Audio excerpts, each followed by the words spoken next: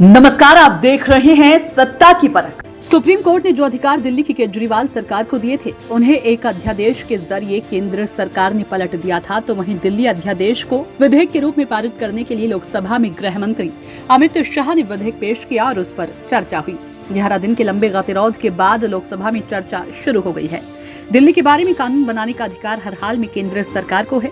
शाह का कहना था कि दरअसल सुप्रीम कोर्ट ने अपने आदेशों में जो कुछ कहा था, उसका मनपसंद हिस्सा पढ़कर विपक्षियां आप सरकार अपना अधिकार जताने निकल पड़ी थी। उसे पूरा आदेश अच्छी तरह से पढ़ने की जरूरत है। विधेयक पर चर्चा के दौरान गृह मंत्री अमित शाह ने कई उदाहरण दिए, जिनसे यह साबित करने की कोशिश की गई है कि दिल्ली पर केंद्र सरकार का उतना ही अधिकार है जितना राज्य का, क्योंकि दिल्ली ना तो पूरी तरह केंद्र शासित प्रदेश है और न ही पूरी तरह राज्य का दर्जा उसे प्राप्त है। चर्चा के बाद राजधानी दिल्ली में अधिकारियों की नियुक्ति और स्थानांतरण मामले में उपराज्यपाल के फैसले को अंतिम माने जाने वाले राष्ट्रीय राजधानी क्षेत्र दिल्ली सरकार संशोधन विधेयक लोकसभा से पारित हो गया। विधेयक पर हुई 4.5 घंटे की चर्चा का जवाब देते हुए गृह मंत्री ने विपक्ष के रवैये पर सवाल उठाए थे। गृह मंत्री अमित शाह ने लोकसभा में दिल्ली अध्यादेश बिल पर बात रखी।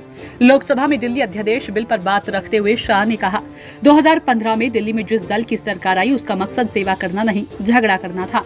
क्योंकि दिल्ली में केंद्र सरकार की संपत्ति सर्वाधिक है, इसलिए पूर्व में पंडित नेहरू, सरदार पटेल, चक्रवर्ती, राजगोपालाचारी, डॉक्टर राजेंद्र प्रसाद और डॉक्टर भीमराव अम्बेडकर भी दिल्ली को पूर्ण राज्य का दर्जा देने का विरोध कर चुके हैं। केंद्र में कभी भाजपा की सरकार रही और दिल्ली में कांग्रेस की, कभी केंद्र में कांग्रेस की सरकार रही और दिल्ली में भाजपा की, लेकिन अधिकारों को लेकर इस तरह झगड़े कभी नहीं हुए।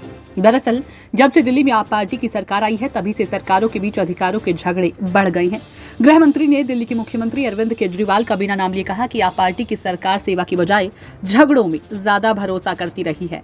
यही वजह है कि पहले की सरकारों की बजाय इस बार अधिकारों के झगड़े बढ़ गए हैं। लोकसभा अध्यक्ष ओम बिरला लगातार सदन में हो रहे हंगामे से नाराज होकर कुछ दिन पहले सदन छोड़कर चले गए थे। उन्होंने कहा था कि अब मैं सदन में तभी लौटूंगा जब शांत वातावरण में चर्चा शुरू होगी।